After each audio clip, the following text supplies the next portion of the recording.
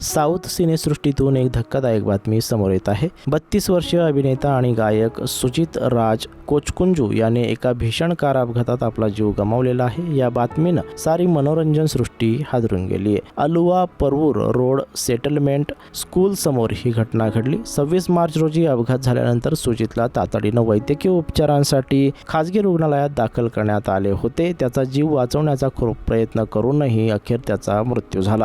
सुजित राज हे मल्याळम इंडस्ट्रीतील एक प्रसिद्ध नाव आहे। मल्याळम चित्रपटसृष्टीत त्याला सहज यश मिळाले नाही, यासाठी त्याला भरपूर प्रयत्न आणि अथक परिश्रम करावे लागलेले। दुबईमध्ये वाढलेल्या सुजितनं वयाच्या 4थ्या वर्षापासून म्हणजेच लहान वयातच आपल्या कलागुणांना वाव देण्यास सुरुवात केली।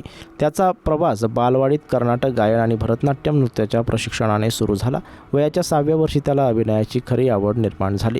यूट्यूब व्हिडिओचा अभ्यास करून त्याने अनेक तालवाद्य आणि स्ट्रिंग वाद्ये शिकली।